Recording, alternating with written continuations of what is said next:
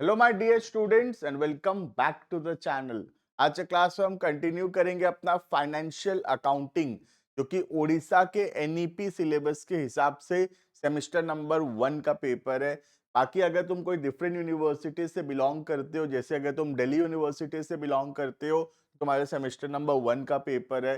बाकी और अन्य यूनिवर्सिटीज के अंदर भी अलग अलग सेमेस्टर्स में है।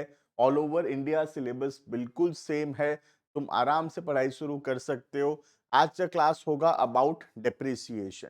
डेप्रिसिएशन एक बहुत ही इंपॉर्टेंट चैप्टर है, बहुत हाई वेटेज एग्जाम में बहुत चांसेस है डेप्रिसिएशन से क्वेश्चंस आने का। हम एकदम डिटेल में पढ़ेंगे डेप्रिसिएशन क्या होता है, कौन कौन सा मेथड्स होता है डेप्रिसिएशन लगाने का, और उसका प्रैक्टिकल क्वेश्चंस भी कवर करेंगे। But before we start the video, you can check the description. Description में एक ऐप का लिंक है, तो डाउनलोड करो, रजिस्टर करो अपने आप को। वहाँ पे complete videos, notes, practice sets, important questions सब कुछ अवेलेबल होगा। कुछ ग्रुप्स के भी लिंक हैं, टेलीग्राम चैनल का लिंक है, उसको भी ज्वाइन कर लेना। वहाँ पे टाइमली अपडेट्स मिलता रहेगा। तो स्टार्ट करते हैं वीडियो को। आज का चैप्टर है डेप्रिसिएशन। डेप्रिसिएशन का जो इंड एएस है, इंड एएस 16 गवर्न करता है डेप्रिसिएशन। डेप्रिसिएशन का मतलब वैसे तो हमको पता होगा, अगर हम कॉमर्स के बच्चे हैं तो this is the fall in the value of fixed asset. Fixed assets जो पुराना हो रहा है, हम आज एक फिक्स्ड एसेट खरीदे, सपोज आज मैं एक जमीन, सपोज एक एसी खरीदा लेट से, तो या फिर सपोज मैं एक कार खरीदा, ठीक है। तो ये जो एसी है या कार है, ये पुराना हो रहा है, धीरे धीरे मैं इसको यूज कर रहा हूं तो ये पुराना हो रहा है, और जैसे जैसे ये पुराना हो रहा है इसका वैल्यू कम होता जा रहा है। तो ये जो वैल्यू कम हो रहा है फिक्स्ड एसेट्स का, due to usage, due to time, इसको बोलते हैं डेप्रिसिएशन। तो डेप्रिसिएशन जो है एक नॉन कैश एक्सपेंस है। ये एक ऐसा एक्सपेंस है जो कि नॉन कैश है। तो नॉन कैश का मतलब किसी को पैसा देने का जरूरत नहीं है डेप्रिसिएशन का। जैसे सैलरी है, सैलरी का पैसा देना पड़ता है, रेंट का पैसा देना पड़ता है, बट डेप्रिसिएशन, डेप्रिसिएशन का पैसा किसी को देना नहीं पड़ता। जैसे आज मैं एसी खरीदा 50,000 में, तो आज मैं 50,000 दिया और एसी ले आया, ठीक है। अब सपोज एसी एक साल बाद पुराना हो गया, अब पुराना एसी 5,000 रुपया सपोज इसका वैल्यू कम हो गया, तो ये जो 50,000 का एसी का वैल्यू अभी 45,000 हो गया, 5,000 जो वैल्यू कम हो गया, दिस इज डेप्रिसिएट। क्या 5,000 रुपया मुझे किसी को देने का जरूरत है? The answer is no. इसलिए डेप्रिसिएशन को क्या बोला गया है? Non cash expense. क्लियर है? देखना, depreciation is the reduction in the value of asset due to its wear and tear, पुराना हो रहा है, और it with efflux of time, पुराना हो रहा है खरीदा हुआ डेट से, ठीक है। या ऑब्सोलेंस, ऑब्सोलेंस का मतलब होता है कोई न्यू टेक्नोलॉजी आने के वजह से पुराने टेक्नोलॉजी का वैल्यू कम हो जाना, दैट इज ऑब्सोलेंस। या फिर कोई एक्सीडेंट के वजह से, एक मैं नया फोन खरीदा और अनबॉक्सिंग वीडियो बनाते वक्त फोन ही हाथ से गिर गया, फोन टूट गया, फोन का वैल्यू कम हो गया। ये वैल्यू क्यों कम हो रहा है? एक्सीडेंट के वजह से। या गाड़ी का सपोज एक्सीडेंट हो गया तो उसका वैल्यू कम हो जाएगा, ठीक है। तो ये जो वैल्यू कम हो रहा है फिक्स्ड एसेट का, this is called as depreciation. अब डेप्रिसिएशन लगाना क्यों जरूरी है? देखना, depreciation expense for entity and is charged first, सही प्रॉफिट या लॉस पता चल सकेगा ईयर का अगर हम डेप्रिसिएशन लगाएंगे तब।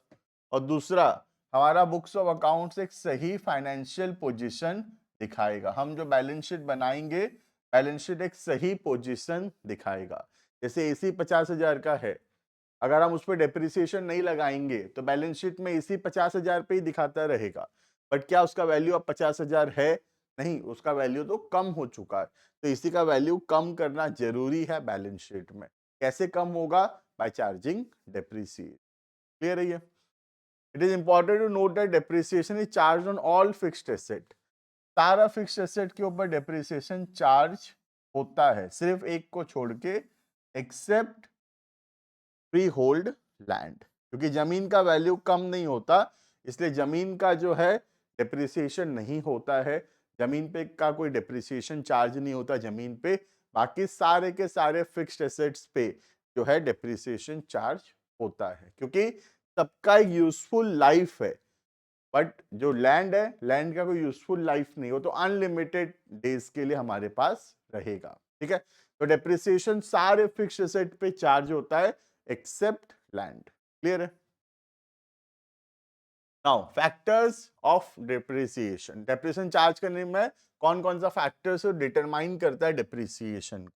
सबसे पहला है कॉस्ट ऑफ द एसेट, हम कितना रुपए में फिक्स्ड एसेट खरीदे, कॉस्ट प्राइस सबसे पहले ये जानना जरूरी है। ठीक है, cost includes all expenses incurred for making the asset ready for use, asset को रेडी टू यूज करने के लिए जो भी खर्चा हुआ है, सारा खर्चा एसेट के कॉस्ट पे ऐड होगा। जैसे कि एसेट को लाने में जो फ्रेट लगा है, जो इंस्टॉलेशन चार्जेस लगा है, ये सब एसेट के कॉस्ट पे ऐड होगा। क्लियर है ये? नेक्स्ट,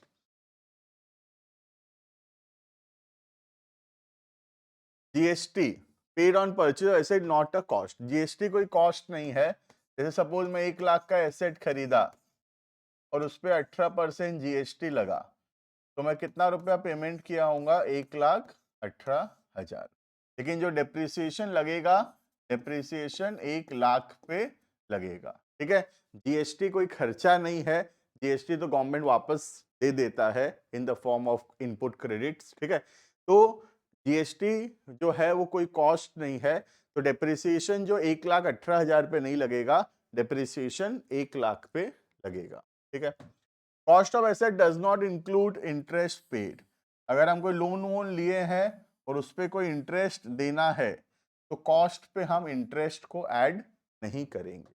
ठीक है, next, expense of capital nature like extension of existing asset और रिपेयर इन्वॉल्विंग लार्ज अमाउंट, अगर बड़ा अमाउंट का कोई रिपेयर करवाते हैं जिससे एसेट का परफॉर्मेंस इंप्रूव होता है, वैसे कॉस्ट को हम लोग एसेट के कॉस्ट में ऐड करेंगे। ठीक है, तो ऐसा खर्चा जो कि एसेट के लाइफ को बढ़ाता है या उसके परफॉर्मेंस को, उसके क्वालिटी को बढ़ाता है, ऐसे खर्चे को हम कैपिटल मानते हैं और उसको ऐड करेंगे कॉस्ट ऑफ द एसेट को। ठीक है, नेक्स्ट, अगर कोई पुराना एसेट हम खरीदते हैं, तो अगर कोई पुराना एसेट खरीदते हैं तो उस पर जो भी छोटा मोटा रिपेयर करेंगे वो सब कॉस्ट एसेट के कॉस्ट पे ऐड। क्लियर है? मैं समराइज करता हूं फटाफट से। अगर हम एक न्यू एसेट खरीदते हैं, न्यू एसेट में जो कॉस्ट है वो तो है ही, साथ में जो फ्रेट है, जो इंस्टॉलेशन चार्जेस है, ये सब एसेट के कॉस्ट पे ऐड होगा। ठीक है, बाद में छोटा मोटा रिपेयर करवाए, रिपेयर जो है वो एसेट के कॉस्ट पे ऐड नहीं होगा। ठीक है, ये गया नया एसेट के लिए। लेकिन अगर हम एक पुराना एसेट खरीदते हैं, तो पुराना एसेट जितना में खरीदे वो तो ठीक है, साथ में उस पर जो भी छोटा मोटा रिपेयर करवाए वो भी ऐड हो जाएगा एसेट के कॉस्ट। क्लियर है ये? नेक्स्ट, तो पहला हो गया कॉस्ट प्राइस। और क्या चीज से फर्क पड़ता है डिप्रिसिएशन? सेकंड है एस्टिमेटेड रेसिडुअल वैल्यू और स्क्रैप वैल्यू, मतलब एसेट को यूज करने के बाद एसेट कितना रुपए में सेल होगा। स्क्रैप वैल्यू मतलब जो एसेट का यूजफुल लाइफ खत्म हो जाएगा। आज मैं एक एसी खरीदा, एसी कितना साल चलेगा? 5 साल चलेगा सपोज। 5 साल चलने के बाद ये एसी कितना में बिकेगा, that is called as estimated scrap value या estimated residual value. ठीक है, residual value is an estimated realizable value of the asset at the end of its estimated useful life खत्म होने के बाद एक एसेट कितना में बिकेगा, that is called as estimated residual or scrap value. Difference between cost and residual scrap value is the amount that is written off over the estimated useful life. तो चलो आज मैं एक एसेट खरीदा, एसी खरीदा 50,000 में। ठीक है, उसको मैं 5 साल यूज करूंगा, एस्टिमेट है। ठीक है, 5 साल से ज्यादा या कम भी हो सकता है, मेरा अनुमान बोलता है कि 5 साल तक यूज करूंगा। और 5 साल के बाद सपोज ये सेल होगा 5,000 में, ये भी अनुमान है, 5,000 ये एक्चुअल नहीं है, एस्टिमेटेड है ये भी। ठीक है, तो 50,000 का एसी 5 साल के बाद 5,000 का हो जाएगा। तो कितना रुपए इसका वैल्यू कम हो गया? 45,000 इसका वैल्यू कम हो गया। 45,000 इसका वैल्यू कम हो, तो हमको डेप्रिसिएशन 45,000 लगाना है। कितने सालों में? 5 सालों में। क्लियर है ये? नेक्स्ट, यूजफुल और इकोनॉमिक लाइफ, कितना साल एसेट चलेगा? Useful life of the asset means the period for which the asset is estimated to be productively used. आज मैं ये एसी खरीदा, तो मेरे अनुमान के हिसाब से, मेरे एस्टिमेट के हिसाब से ये एसी कितना दिन तक चलेगा, that is called as the estimated useful life या एस्टिमेटेड इकोनॉमिक लाइफ। ठीक है। And last, legal provision. In company law, income tax act, बहुत सारा मेथड और रेट प्रेस्क्राइब किए हैं डेप्रिसिएशन का, तो हमको डेप्रिसिएशन लगाते वक्त इनकम टैक्स एक्ट और कंपनी लॉ को भी ध्यान में रखना। ठीक है। तो डेप्रिसिएशन लगाने के लिए 3 चीज ध्यान में पता होना चाहिए। पहला हो गया कॉस्ट प्राइस, कितना में हम एसेट खरीदे। जैसे हम एग्जांपल के तौर पे एसी खरीदा 50,000 में, ये तो एक्चुअल अमाउंट है, ये कोई एस्टिमेटेड नहीं है, ये एक्चुअल अमाउंट है। ठीक है। दूसरा चीज जो पता होना चाहिए वो है एस्टिमेटेड यूजफुल लाइफ, कितना साल तक एसी चलेगा। ये एस्टिमेटेड है, ये एक्चुअल नहीं है, एस्टिमेटेड है। तो मुझे लग रहा है कि एसी जो है 5 साल तक चलेगा। This is the estimated useful life. ठीक है। और तीसरा चीज जो पता होना चाहिए वो है एस्टिमेटेड स्क्रैप वैल्यू, मतलब एसी कितना में बिकेगा। तो फॉर एग्जांपल एसी 5 साल यूज करेंगे, उसके बाद 5,000 में सेल होगा, ये भी अनुमान है, एस्टिमेटेड है। क्लियर है? तो ये 3 चीज जरूरी है जानना for the purpose of charging depreciation. Depreciation लगाने के लिए ये 3 चीज आना चाहिए हमको। पहला, cost price of the asset. Second, estimated useful life of the asset. And third, estimated scrap value of the. Clear है? अब डेप्रिसिएशन टोटल 2 तरीके से लग सकता है। एक हो गया स्ट्रेट लाइन मेथड, जिसको एसएलएम बोलते हैं, शॉर्ट फॉर्म है इसका फेमसली एसएलएम। और दूसरा है तुम्हारा रिटन डाउन वैल्यू मेथड, इसको बोलते हैं WDV। ठीक है। इसका कुछ नाम और भी, जैसे एसएलएम को बोलते हैं फिक्स परसेंटेज, या फिर ओरिजिनल कॉस्ट और फिक्स्ड इंस्टॉलमेंट। ठीक है। वैसे ही WDV को डिमिनिशिंग बैलेंस या रिड्यूसिंग बैलेंस भी बोला जाता है। क्लियर है ये? डिमिनिशिंग बैलेंस या रिड्यूसिंग बैलेंस भी बोलेंगे। ठीक है। तो 2 है फेमसली डेप्रिसिएशन का तरीका, एक हो गया स्ट्रेट लाइन मेथड और दूसरा हो गया WDV। ठीक है। दोनों में क्या फर्क है पहले ब्रॉडली समझ लेते हैं। जैसे मैं आज एक एसेट खरीदा, सपोज 10,000 का। ठीक है। मैं डेप्रिसिएशन लगाऊंगा suppose 10% per annum on straight line method. ठीक है। तो ईयर 1 का डेप्रिसिएशन कितना होगा? 10,000 का 10%, ईयर 1 का डेप्रिसिएशन होगा 1,000। क्लियर? ईयर 2 का डेप्रिसिएशन फिर से 10,000 का 10%, ईयर 2 का डेप्रिसिएशन होगा 1,000। ठीक है। ईयर 3 का फिर से वही 10,000 का 10%, 1,000। वैसे 1,000 डेप्रिसिएशन जो है वो हम हर साल लगाते रहेंगे। तो इस मेथड को बोलते हैं स्ट्रेट लाइन मेथड। यहाँ पे डेप्रिसिएशन का जो अमाउंट है फिक्स्ड होता है, हर बार 10% डेप्रिसिएशन लगेगा on the original cost, that is 10,000। 10,000 का 10%, हर बार डेप्रिसिएशन लगेगा 1,000। क्लियर है? दूसरा मेथड आता है WDV। अब WDV में क्या फर्क है देखना। सपोज हम डेप्रिसिएशन लगाते हैं 10% पर एनम ऑन WDV। ठीक है। तो सबसे पहले हम एसेट खरीदे 10,000 का। ठीक है। तो ईयर 1 का जो डेप्रिसिएशन है वही 10,000 का 10%, ईयर 1 का डेप्रिसिएशन हो गया 1000। ठीक है, अब ईयर 1 में अगर 1000 डेप्रिशिएट हुआ तो एसेट का वैल्यू कितना बचा? 9000। एसेट का वैल्यू कितना बचा? 9000।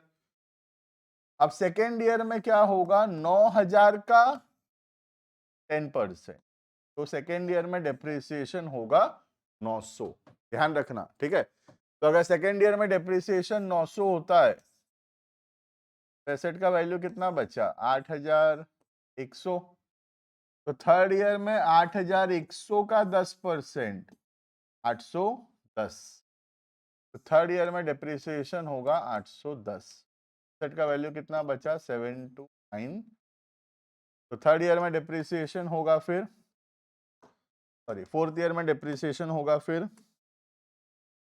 7290 का 10%, 720। समझ में आ रहा है? तो जो स्ट्रेट लाइन मेथड है उस पे 10% लगेगा हर बार ओरिजिनल कॉस्ट पे, हर बार 10,000 का 10%, एवरी ईयर 10,000 का 10%, दैट इज 1000। तो बहुत इजी होगा कैलकुलेशन इसमें, हर बार डिप्रिसिएशन 1000 होगा। ठीक है, बट जो रिटन डाउन वैल्यू मेथड है उसमें डिप्रिसिएशन लगता है on the written down value. Written down value का मतलब होता है जितना खर्चा हुआ कॉस्ट माइनस जितना डिप्रिसिएशन लग चुका। ठीक है, तो ईयर 1 में तो 10,000 का 10%, 1000 हुआ। लेकिन ईयर 2 में देखना, ईयर 2 में 1000 डिप्रिसिएशन हो चुका, तो अभी वैल्यू कितना बचा है? अब ईयर 2 के स्टार्टिंग में वैल्यू बचा है 9000। तो अब 9000 का 10%, 900। ठीक है, तो 900 डिप्रिशिएट होने के बाद अब वैल्यू कितना बचा? थर्ड ईयर के स्टार्टिंग में, थर्ड ईयर के स्टार्टिंग में वैल्यू बचा 8100, तो डिप्रिसिएशन होगा 810। क्लियर है? तो इसमें क्या होता है, हर साल डेप्रिसिएशन सेम होता है, every year the amount of depreciation is same. ठीक है, बट यहां पे हर साल डेप्रिसिएशन क्या होता है? It decreases. हर साल डेप्रिसिएशन कम होता चला जाएगा। पहला साल में 1000, फिर 900, फिर 810, फिर 729, फिर कम, फिर कम। हर साल डेप्रिसिएशन जो है वो कम होता चला जाएगा। क्लियर है? तो दोनों मेथड अपनी जगह ठीक है, बट रियल लाइफ में अगर मैं बताऊं तो WDV मेथड जो है वो ज्यादा यूज होता है। Income tax act, company law, सब कोई WDV मेथड को मानते हैं, SLM मेथड को जो है मेथड नहीं माना जाता है। ठीक है, इजी है, मानता हूं SLM बहुत ज्यादा, but for the purpose of the real life, company law, income tax act बोलूं तो हर जगह WDV मेथड जो है वो ज्यादा सुइटेबल माना गया। क्लियर है ये? देखना, स्ट्रेट लाइन मेथड। तो स्ट्रेट लाइन मेथड में समझा दिया, वैसे जस्ट रीड कर लेते हैं। Under SLM a percentage of original cost of the asset is written off every year. तो हर साल एक फिक्स परसेंट ओरिजिनल कॉस्ट का, जैसे हमारे एग्जांपल में 10%, कितने का? 10,000 का। ठीक है, as a result the amount of depreciation uniform. हर साल डेप्रिसिएशन सेम होगा। जैसे हमारे एग्जांपल में हर साल डेप्रिसिएशन कितना हो रहा था? 10,000 पर। ठीक है, suppose if an asset is cost 1 lakh and 10% depreciation is thought appropriate, 10,000 will be written off every year। तो वही बोला है, अगर 1 लाख का एसेट है 10% के हिसाब से हर साल 10,000 डेप्रिशिएट होगा। ठीक है, फॉर्मूला क्या है देखना डेप्रिसिएशन निकालने का ध्यान से। कॉस्ट ऑफ द एसेट, कितना में एसेट खरीदे, जैसे मैं एसी का एग्जांपल में बताया था, कॉस्ट कितना है? 50,000। ठीक है, एस्टिमेटेड रियलाइजेबल वैल्यू, कितना में बिकेगा? 5 साल यूज करने के बाद 5,000 में बिकेगा। और कितना साल यूज करूंगा? 5 ईयर्स, नंबर ऑफ ईयर्स 5। तो डेप्रिसिएशन कैसे निकलेगा देखना, फॉर्मूला क्या है? Cost of the asset minus estimated realisable value divided by number of year. 50,000 का एसेट कितने का हो जाएगा? 5,000 का। तो कितना रुपए डिप्रिशिएट हुआ? 45,000। कितने सालों में? 5 सालों में। तो पर ईयर डेप्रिसिएशन है 9,000। क्लियर है ये? तो इस तरीके से भी हम डेप्रिसिएशन निकाल सकते हैं। अगर क्वेश्चन में परसेंटेज दिया है तो बहुत अच्छी बात है, सीधा परसेंटेज इंप्लीमेंट करो, क्योंकि अगर परसेंटेज नहीं दिया है तो हम ऐसे भी डेप्रिसिएशन कैलकुलेट कर सकते। क्लियर है? ये हो गया कौन सा मेथड? Straight line. क्लियर है? नेक्स्ट आता है WDV मेथड। WDV मेथड जो है, इसमें क्या होता है, एक फिक्स्ड परसेंटेज चार्ज होता है, बट ओरिजिनल कॉस्ट पे नहीं, बुक वैल्यू पे। बुक वैल्यू का मतलब है कॉस्ट माइनस डेप्रिसिएशन। तो इसमें हर साल डेप्रिसिएशन सेम नहीं होता, हर साल डेप्रिसिएशन का अमाउंट जो है वो कम होता चला जाएगा। ठीक है? Stating differently, fixed rate on the written down value. Written down value के ऊपर एक फिक्स्ड रेट चार्ज होता है। रिटन डाउन वैल्यू का मतलब क्या होता है? Cost less depreciation. क्लियर है?